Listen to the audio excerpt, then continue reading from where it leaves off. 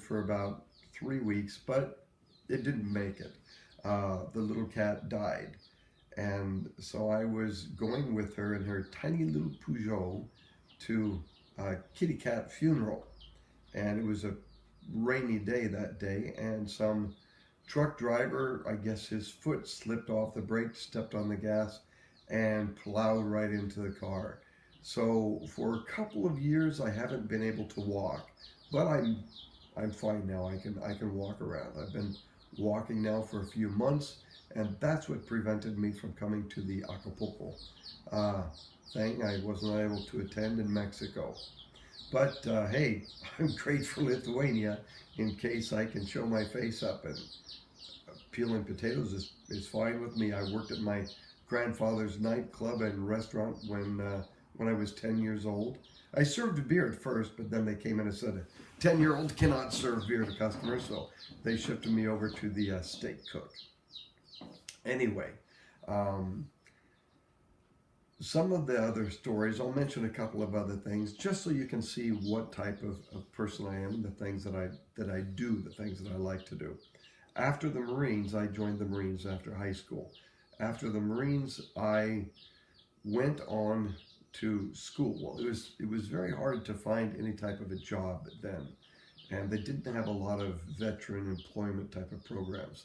I I worked on helicopters, 2 years in aviation electronics, working on helicopters, and then switched over into military intelligence, just classified material control. I was the librarian, the guy they bring all the stuff to, and I have to record it, log it, destroy it, whatever.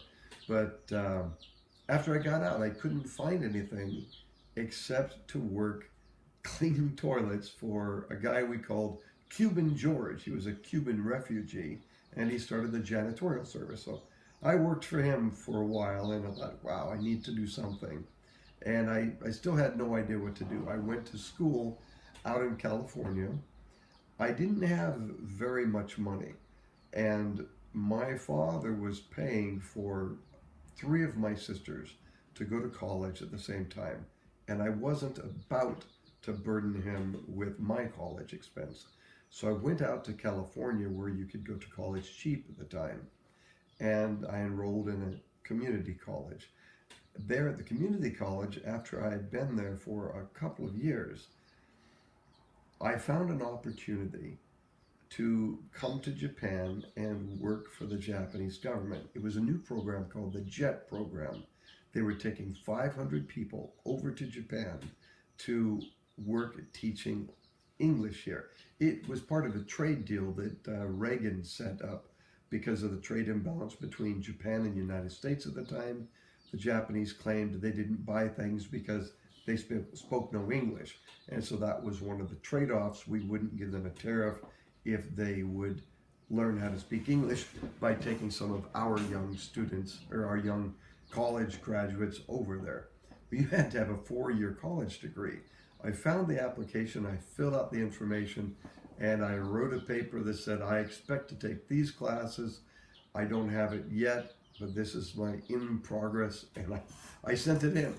Well, they accepted it as okay. I guess they assumed I was already done. And I was going up to the interview in Los Angeles. I was near Oceanside, California at the time. I had an old 1964 GMC pickup truck. I still have the old GMC 1964 pickup truck. And I was driving up to the site in Los Angeles for the interview. There was a heavy pileup on the interstate, and the entire interstate was closed down, I-5, going north. And so I was very lucky. I pulled into the ditch and drove that old pickup as quickly as I could on the grass all the way up to Los Angeles, clear to the exit, climbing over the exits and then back down. It's a big pickup with big tires, so I was fine doing a little cross country. Fortunately, I was not picked up. I arrived there 45 minutes late. I planned on being there 2 hours early, but because of the pileup, I was 45 minutes late. I walked into the room, and just as I walked into the room, they called me out. They said, Michael Conley is the next person. I walked in, did the interview. They liked me. They liked my character. They liked my personality. But they said, everyone here has had 2 to 4 years of Japanese language instruction. You have had nothing. We can't put you ahead of the other people. But because we like you, we're going to put you as the #1 alternate. In case somebody backs out, we will call you. I said, hey, that's good enough for me. And so I was very lucky to even make it to the interview. I was thrilled. So I went ahead and wandered back. It was a couple of months later, I got a telephone call, and they said, somebody backed out.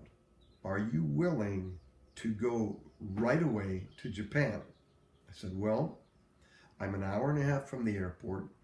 I've got an old pickup. I can abandon it there at the airport, and I can be on a plane within an hour and a half. Is that good enough? And they said, no, we mean in a month, in August. I said, well, don't tell me right away if I've got a month to prepare. So I didn't have to abandon my pickup. I got hired as a 501st person to come over under the JET program. When I came to Japan, we had a big meeting with all the Japanese staff and the new language instructors, of whom I was the least of the language instructors. And the Japanese have a habit of making extremely long-winded speeches where they really don't say anything. Nothing's interesting, nothing of value, just for some reason it's perceived as being high quality if they talk a long time, regardless that nothing is really really instructed or spoken. And I thought, wow, I can hardly wait till this is done. Then they said they needed one of the language instructors amongst us to give a speech representing our group. Immediately, I raised my hand and volunteered. And I went up later when it was our turn to speak, and I gave a 45-second speech, and I got a standing ovation from everyone who was bored to tears from listening to long, boring Japanese speeches all day long. And because mine was quick, it was short, it was to the point, and which is why I had to redo my video. 2 hours was much too long. Even though it had a lot of interesting points, 2 hours is much too long. After I got the position and was assigned, I went and I had an old Remington typewriter, I think a 1911 Remington typewriter I brought with me. They had nothing you could type in English here at the time. This was in 1988. So I came in, sat down in the Board of Education. Nobody there spoke a word of English. I had no idea what I was supposed to do. So using a Japanese-English dictionary and my crude Japanese at the time, I asked them, what am I supposed to do here? And they said, we have no idea. This is part of some trade deal, and we are required to hire a foreign language assistant instructor, and we don't know what to do with you. So we're just leaving you here. So just do whatever you think needs to be done. So I was completely bored. I do not like to just sit around. I'm not the type of person that I can just go on a long vacation. I need to be doing something, fixing something, creating something, solving a problem. That's just my nature. It always has been. Wow, those chicks are very noisy. So I sat down on my typewriter, and for 3 days I thought of every single thing I could potentially do if I were in charge of determining what the JET program should do, the Japanese Exchange Teaching Program. So I typed up the paper for 3 days, and afterwards I showed them the paper. They were thrilled with it. They asked if they could make a copy. I said, sure, go ahead and make a copy. They made copies, and they gave these copies to every prefecture all across Japan. About a month later, we had a big foreign language instructors meeting, and everyone was very upset at me because up until that point in time, they'd been taking long lunches, reading their little pocketbook novels, occasionally talking to a bold teacher who wanted to talk to them, one who was brave enough, and they were doing nothing until somebody made up a 3-page list, detailed list of all the activities they should be doing in this position. So I was not real popular among the language teachers, but the Japanese Board of Education loved me. And so the Japanese language instruction, as it is today in Japan, the base of it was made on a 1911 Remington typewriter in Karatsu, Japan, Saga Prefecture, in 1988, August. And I know I'm the one who made it. But in case there's a problem situation, there's something that needs to be done, something that needs to be taken care of, I need to do it. I can't have a problem situation or an opportunity sitting there without taking action. That's just my nature. I'll mention one